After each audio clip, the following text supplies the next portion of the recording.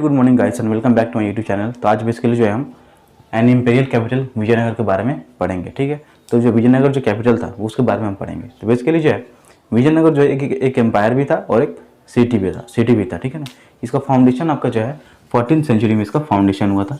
सही है, इसका फाउंडेशन 14th सेंचुरी में हुआ था और अराउंड 1565 में जो है ये आपका डिक्लाइन कर गया। सही है, विजयनगर एम्पायर आपका डिक्लाइन कर गया। ठीक है, जो विजयनगर जो वर्ड है इसका मतलब हम समझ सकते हैं सिटी ऑफ विक्ट्री, है ना। इसका मतलब ही आपका city of victory, city of victory हम बोल सकते हैं। ठीक है, सिटी ऑफ विक्ट्री। तो जो इसके जो रूइंस थे या फिर जो बचे कुछ जो फ्रैगमेंट्स थे इस एम्पायर के, ठीक है ना, वो आपको किसी रिटन डॉक्यूमेंट में आपको नहीं मिलता है। ठीक है ना, ये कुछ लोगों के यादों में मिलता है ना। कुछ लोग मतलब इसको क्या बोलते हैं एज अ मेमोरी, मतलब हम बोल सकते हैं इसके जो फ्रैगमेंट्स थे एज अ मेमोरी में मिले हैं हम लोग। ठीक है ना, बेसिकली वो कौन लोग थे जो तुंगाभद्रा रीजन के आसपास रहते थे। ठीक है ना, यहाँ पे वो मेंशन किया गया है कृष्णा तुंगाभद्रा दोआब के रीजन में रहते थे उन लोग के, मतलब वहाँ पे जो लोग रहते थे उनके याद में मतलब ये इसका फ्रैगमेंट्स या फिर इसका जो रूइंस था वो था। ठीक है ना, और वो लोग जो है इसको बेसिकली विजयनगर के नाम से नहीं, इसको जानते थे आपके हम्पी के नाम से। सही है, इसको जानते थे आपके हम्पी के नाम से। हम्पी जो वर्ड है, ठीक है ना, एक वहाँ के जो एक लोकल गॉडेस है मतलब उनसे जो डिराइव किया हुआ है। ठीक है ना, उनका नाम है पंपा देवी। पंपा देवी, सही है, उन गॉडेस का नाम है आपका पंपा देवी। पंपा देवी, सही है। तो बेसिकली ये गया आपका फाउंडेशन कब हुआ, डिक्लाइन कब हुआ। ठीक है, इसका रूइंस कब पाया गया था इसका रूइंस 17th से 18th सेंचुरी में इसका रूइंस पाया गया था। सही है, इसको जो खोज निकालने का काम किसका था, उनका नाम था कॉलोनेल मैकेंजी। ठीक है ना, उनका नाम था मैकेंजी जो कि एक ऑफिसर थे ईस्ट इंडिया कंपनी के। सही है, तो इनके जो मतलब उन्होंने खोज निकाला था। सही है ना, इस रूइंस को जो है मतलब एक्सकावेट किया था हम बोल सकते हैं। सही है, अब आपको जो आता है वो आपका आता है द रूइंस ऑफ हम्पी। सही है, तो जो जैसे मैंने आपको बताया मतलब इसको जो है खोजना किसका काम था आपका कॉलोनेल कॉलिन मैकेंजी का। ठीक है, जो अराउंड 1800 में जो है 1800 में उन्होंने अपना काम शुरू किया था एक्सकवेशन का। सही है, तो इन्होंने जो है हम्पी को खोज निकाला था। ठीक है, और इनमें जो इनका मतलब हेल्प किसने किया था यहाँ पे मेंशन किया गया, he received the information he received was based on the memories of priests of the Virupaksha temple. ठीक है, and the shrine of पंपा देवी। पंपा देवी के श्राइन में और विरूपाक्षा टेम्पल में जो प्रीस्ट्स थे ना या जो पुजारी थे उनसे जो है इनको इन्फॉर्मेशन मिला था हम्पी के बारे में। सही है, ये मैं आपको यहाँ पे मेंशन कर देता हूँ विरूपाक्षा टेम्पल, विरूपाक्षा टेम्पल। सही है, विरूपाक्षा टेम्पल और पंपा देवी श्राइन। ठीक है, यहाँ से दो जो यहाँ के मतलब दो जगह के जो प्रीस्ट थे उनके मतलब क्या बोलते वही जो इन्फॉर्मेशन दिए थे, है ना।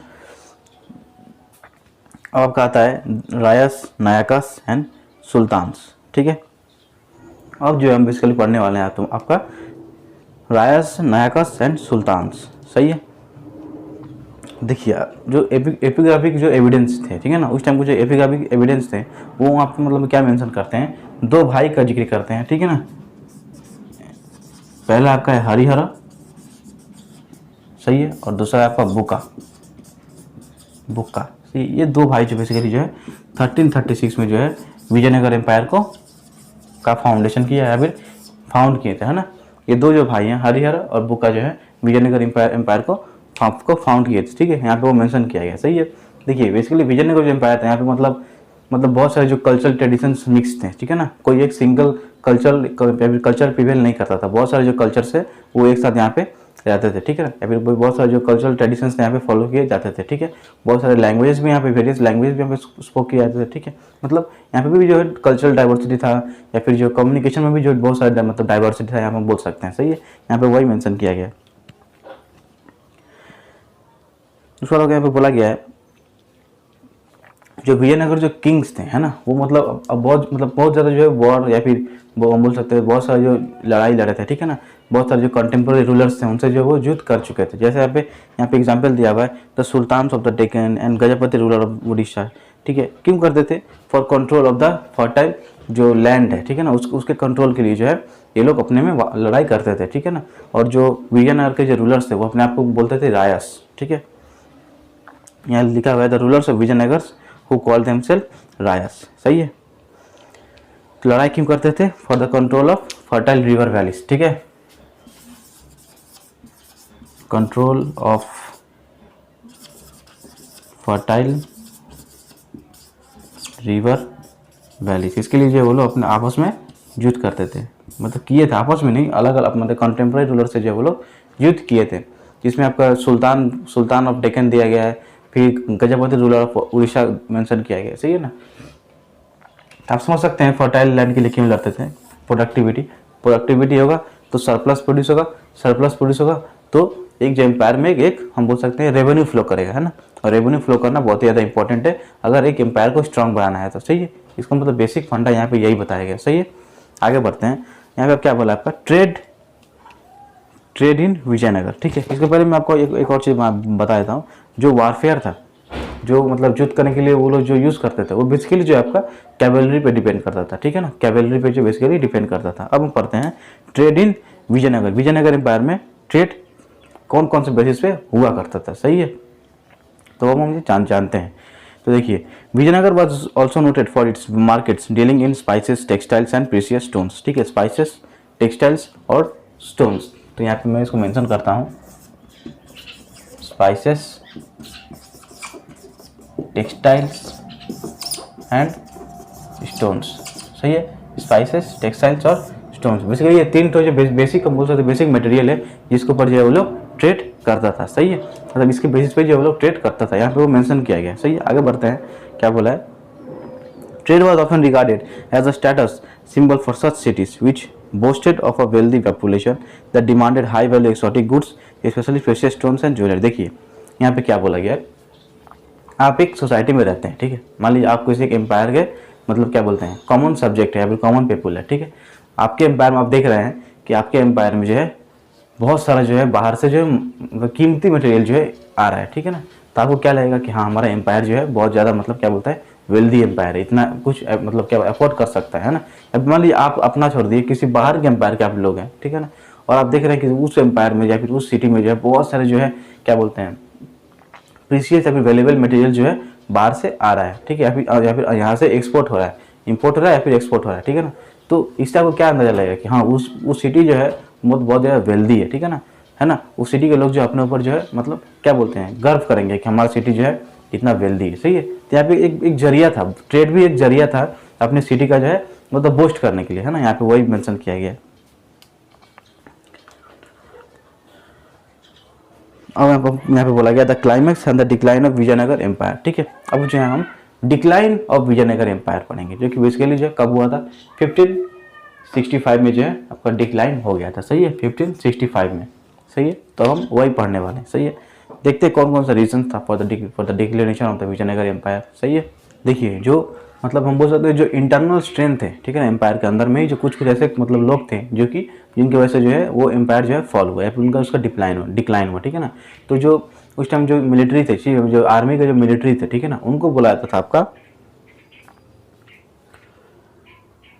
उन लोगों को बुलाया था नायक्स, ठीक है, नायकस और मिलिट्री चीफ्स। वो मतलब उन लोग के जो है बोल सकते हैं वो लोग मतलब सत्ता पाने के लिए जो आपस में ही लड़ बैठते थे, ठीक है ना। सब में मतलब झगड़ा होता था कि नहीं अब राजा की मौत के बाद, ठीक है ना, मैं बनूंगा, मतलब मैं जो है इसका कंट्रोल करूंगा, ठीक है ना। मतलब उस टाइम ये चलता था, ठीक है। तो मेन रीज़न आपका ये था, ठीक है ना। हम धीरे धीरे आगे बढ़ते हैं। तो पहले हम जानते हैं जो पहला डिनेस्टी था संगम डिनेस्टी, ठीक है, 1485 तक जो है कंट्रोल एक्सरसाइज मतलब एक्सरसाइज कंट्रोल टिल 1485 तक, ठीक है। पहले आपका संगम डिनेस्टी, सही है। संगम डिनेस्टी के बाद जो है आपका आता है आपका सलुबास, ठीक है। सलुबास जो है रिप्लेस्ड बाय तलुबास इन 1503, सही है।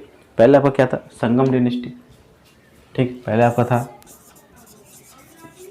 संगम, ठीक है, फिर सलुबास, ठीक है, उसके बाद तलुबास, सही है।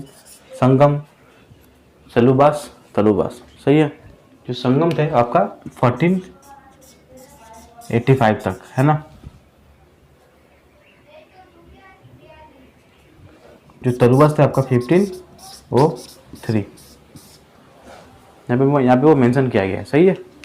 अब जो हम आगे बढ़ते हैं, ठीक है ना, अब देखते हैं कि यहाँ पे जो है कृष्णदेवराय के बारे में बताया गया है, ठीक है ना।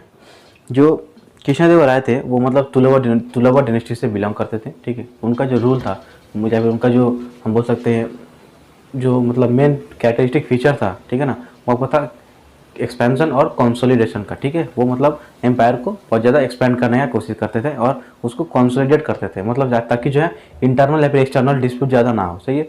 तो उनका जो डेथ, ठीक है ना, उनका डेथ के बाद, उनका डेथ आपका हुआ था अराउंड 1529 में, ठीक है। 1529 में उनका डेथ हो गया, सही है। 1529 में उनका डेथ हुआ और उनके डेथ के बाद ही जो है मतलब एम्पायर के अंदर जो है इंटरनल डिस्प्यूट धीरे धीरे बढ़ने लगा, ठीक है ना। Strain began to show within the imperial structure following Krishnadevaraya's death in 1529. His successors were troubled by rebellious Nayaks और military chiefs. मतलब कृष्णदेवराय के जो सक्सेसर थे, ठीक है ना, वो जो है मतलब उनको मेन दिक्कत फेस करना पड़ा, मेन प्रॉब्लम फेस करना पड़ा उन्हीं के एम्पायर के जो मिलिट्री चीफ्स थे, ठीक है ना, उनसे जो उनको दिक्कत फेस करना पड़ा था कृष्णदेवराय के सक्सेसर्स को, सही है। During this period, as indeed earlier, the military ambitions of the Deccan Sultanates resulted in shifting alignments. Eventually, this led to an alliance of the Sultanates against Vijayanagar. ठीक है ना? Although the armies of the sultans were responsible for the destruction of the city of Vijayanagar, relations between the sultans and the Rayas were not always or inevitably hostile. ठीक है ना? मतलब जो sultans और जो रायस या फिर जो उस टाइम के जो एम्परर्स थे विजयनगर एम्पायर के, उनके जो मतलब बीच जो रिलेशन थे वो मतलब ख़राब नहीं थे, ठीक है, अच्छे रिलेशन नहीं थे, लेकिन फिर भी जो है जो सुल्तान के जो आर्मी थे उनके मतलब वही रिस्पॉन्सिबल थे फॉर द मतलब decline of the Vijayanagar empire, सही है, या फिर जो है डेथ और डिस्ट्रक्शन हम बोल सकते हैं, ठीक है। In fact the Vijayanagara kings were keen to ensure the stability of the sultanates and vice versa. मतलब जो विजयनगर के जो एम्पायर्स थे वो हमेशा चाहते हैं कि जो सल्तनत का या फिर जो क्या बोलते हैं या फिर जो डेक्कन का जो सुल्तान है उनका उनके और इनके बीच में जो स्टेबिलिटी मेंटेन रहे, ठीक है ना, वो हमेशा से यही चाहते थे। यहाँ पे वो बोला गया है, आपका आ गया है द रायस एंड द नायकस, ठीक है। तो पहले इसको हम रब आउट करते हैं। आपका है द रायस एंड द नायकस।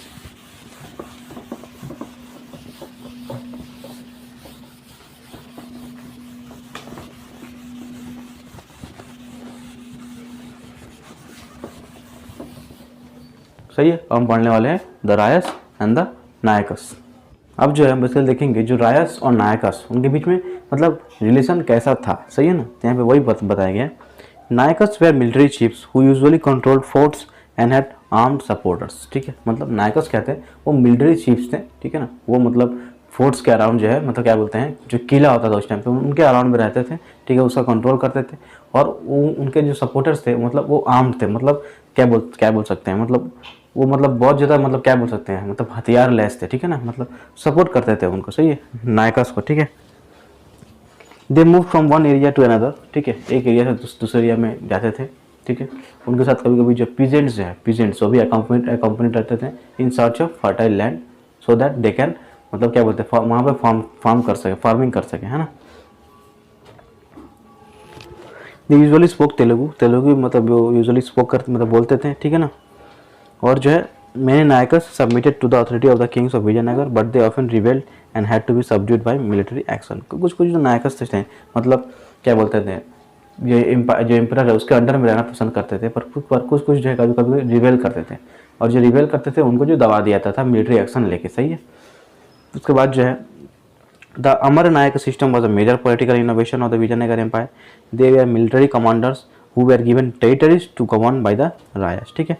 उनको जो है जो वो मिलिट्री कमांडर्स थे, ठीक है ना, और उनको टेरिटरीज दिया जाता था, ठीक है। They collected taxes and their dues and other dues from peasants, craft persons and traders in the area. मतलब उनका काम क्या था, टैक्सेस कलेक्ट करना, ठीक है ना, रेवेन्यू कलेक्ट करना पीजेंट से या फिर क्राफ्ट पर्सन से और अदर जो वहाँ पे जो ऑक्यूपेशन थे उनसे जो है टैक्सेस कलेक्ट करके या फिर एम्परर को देना, सही है। यहाँ पे वही बोला गया। This contingents provided the Vijayanagara kings with an effective for fighting force with which they brought the entire southern peninsula under their control। मतलब उनका जो एम्पेरिकल या फिर जो क्या बोलते हैं जो मिलिट्री स्ट्रक्चर था बहुत ज़्यादा स्ट्रॉन्ग था, ठीक है ना, जिसकी वजह से जो है वो मतलब जो पूरा साउदर्न पोर्शन में जो था वो अपने कंट्रोल में ला पाए थे, सही। यहाँ पे वही बोला गया। अब हम बात करेंगे Vijayanagara the capital and its environs, ठीक है। Vijayanagara was characterised by distinctive physical layout and building style. Environs मतलब उसके आसपास के स्ट्रक्चर के बारे में बात किया गया, ठीक है ना। उसके आसपास का जो कंडीशन था, एनवायरमेंटल जो कंडीशन था या फिर फिजिकल कंडीशन था, उसके बारे में थोड़ा सा यहाँ पे डिस्कस किया गया, सही है। तो पहले हम पढ़ते हैं water resources. Vijayanagar had the natural basin found by the river Tungabhadra which flows in a northeasterly direction. A number of streams flow down to the river from a granite hills. Embankments were built along the streams to create reservoirs of varying sizes, ठीक है। ये क्या बोला गया है, Tungabhadra river था, ठीक है। मतलब वहाँ पर वाटर का रिसोर्स वहाँ पे काफ़ी ज़्यादा अच्छा था, ठीक है ना। मतलब एक नेचुरल बेसिन फॉर्म करता था बाय द तुंगभद्रा रिवर, और वहाँ पे जो है एम्बैंकमेंट्स बनाया गया था, ठीक है ना, जिससे जो है वो लोग वाटर को कलेक्ट करता था, मतलब वाटर को क्या बोलते हैं, वाटर रिजर्व करता था, हम बोल सकते हैं, सही। यहाँ पे वही बोला गया।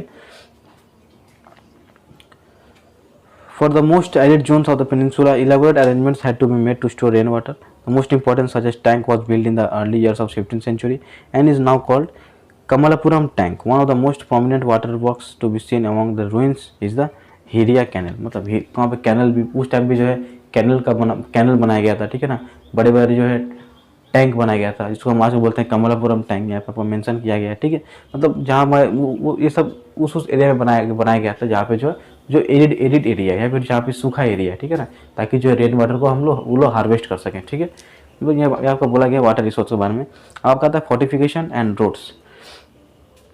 Abdul Razzaq an ambassador sent by the ruler of Persia to Calicut, ठीक है, in the 15th century was greatly impressed by the fortifications and mentioned several lines of forts which encircled not only the city but also its agricultural hinterland and forest, ठीक है। What was most significant about this fortification is that it enclosed agricultural tracts. The archaeologists have also found evidence of an agricultural tract between the sacred center and the urban core. This tract was serviced by an elaborate canal system drawing water from the Tungabhadra. A second line of fortification went road. मतलब यहाँ पे जो fortification के बारे में बोला गया, roads के बारे में बोला गया, ठीक है ना। मतलब फोर्टिफिकेशन और जो रोड का सिस्टम था बहुत ही ज़्यादा वेल बैलेंस्ड था, ठीक है ना। जो कुछ कल्टिवेबल ट्रैक्ट्स पे मिले थे, जहाँ पे जो वाटर प्रोवाइड किया जाता था थ्रू कैनल, तुंगभद्रा रिवर से वाटर प्रोवाइड किया जाता था, ठीक है। ये सब यहाँ पे मेंशन किया गया, सही है। Roads generally wound around through the valleys, avoiding rocky terrain. Some of the most important roads extended from temple gateways and were lined by bazaars. मतलब बाजार्स भी थे, टेम्पल से शुरू होते थे, ठीक है ना। टेम्पल से शुरू होते थे, मंदिर से शुरू होते थे, धीरे धीरे जब पूरे सिटी की तरफ फ्लो करते थे, और जो आस में जो बाजार वगैरह या फिर कोई भी दुकान सब कुछ यहाँ पे लगा रहता था। मतलब एक हम बोल सकते हैं एक अर्बन सिनेरियो वहाँ पे दिखाया गया है, सही है। अर्बन रूरल दोनों मिक्स दिखाया गया है, सही हम बोल सकते हैं।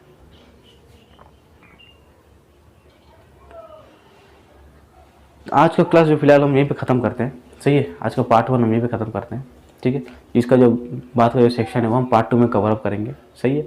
आज का क्लास यहीं पे ख़त्म करते हैं। ये जो चैप्टर है आपको उतना हैपसार्ड नहीं है और उतना कॉसी भी नहीं है, ठीक है ना। आप मतलब आराम से पढ़ सकते हैं, ठीक है।